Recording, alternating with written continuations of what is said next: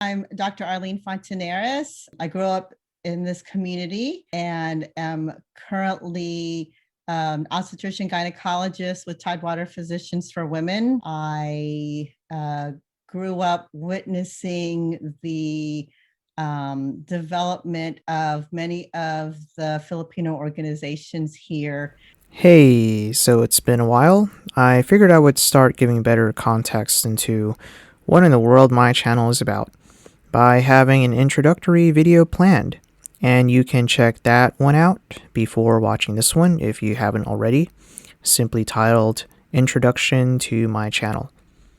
So for this video, I will show you what's inside the Philippine Cultural Center, located in Virginia Beach, Virginia, as well as an interview with Arlene Fontanares, whom you got a few seconds of in the beginning, but also a short summary of what the Philippine Cultural Center is about and why it is important.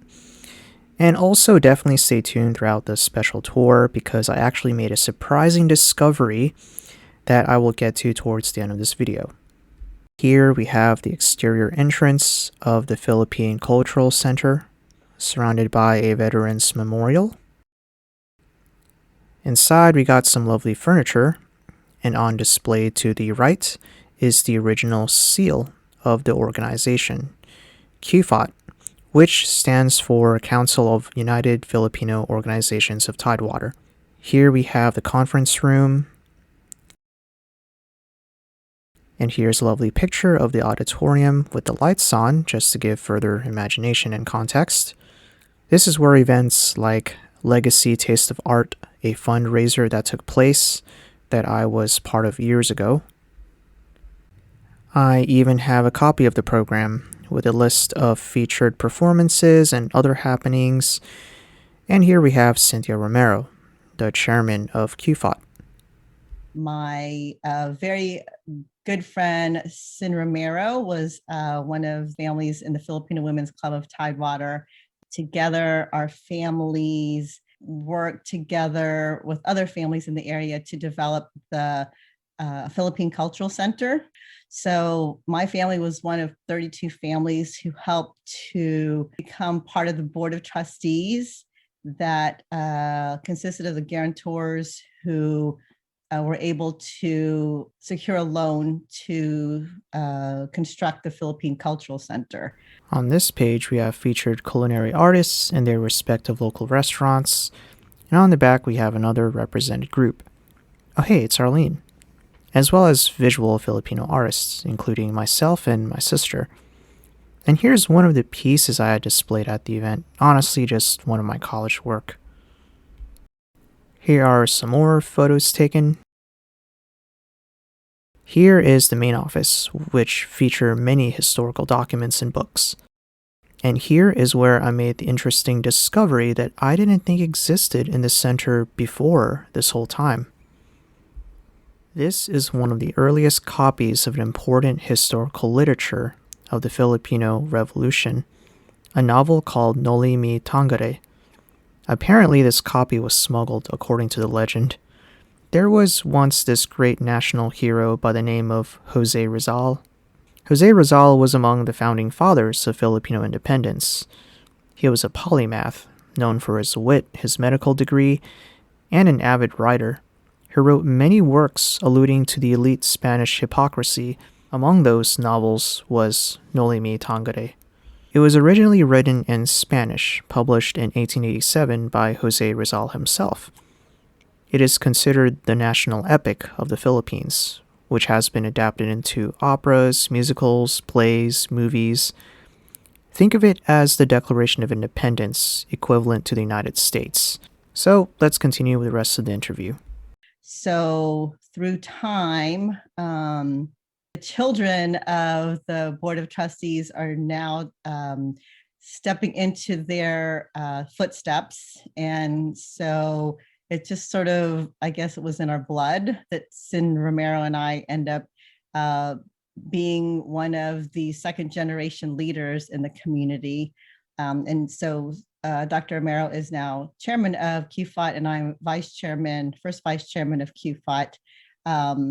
So it's kind of come full circle, Miguel, because I'm very proud to say that my children now have grown up in the Filipino community and very much have they've just been immersed in it, and I feel like they really know their Filipino identity. I think it was easy for me as a first generation because it was, you know, what we did. This is really the focus of our parents' activities.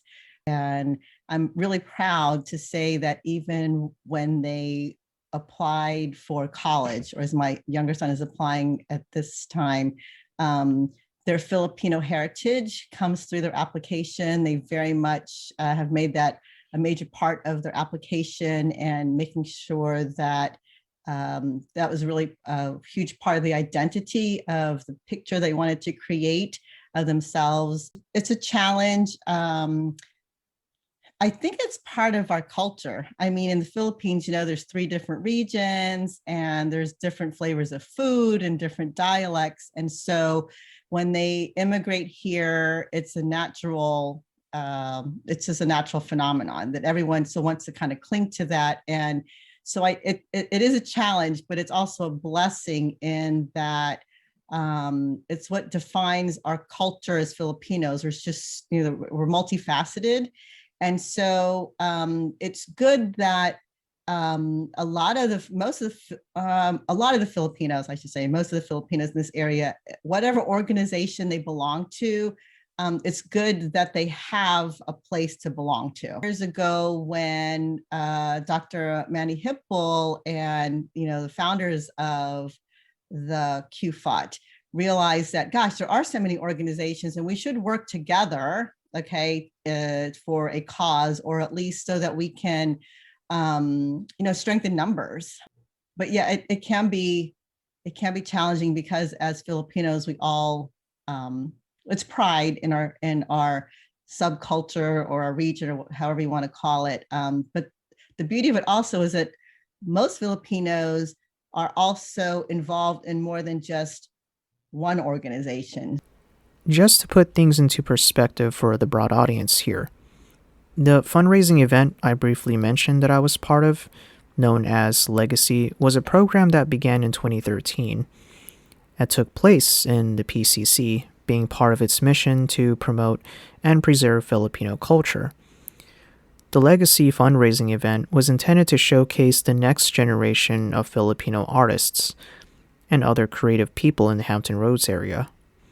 The idea of a centralized space was started by Dr. Manuel Hipple, a former officer and physician of the Navy, who recently passed away in 2017. Many fragmented organizations in the area and close relatives of those families united to become financial guarantors.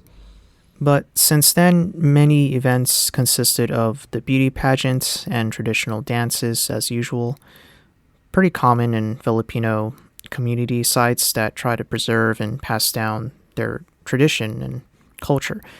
Nothing really engaging with the youth, to be quite honest. So this became a contemporary issue for my generation.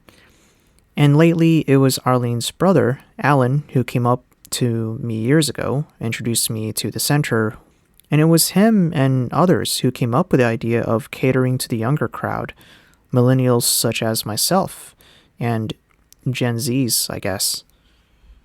And let me tell you, the event was amazing. We even had another one in 2018, which was the one I showed you. Quite literally, the atmosphere of the event was like Kumandra from Raya and the Last Dragon.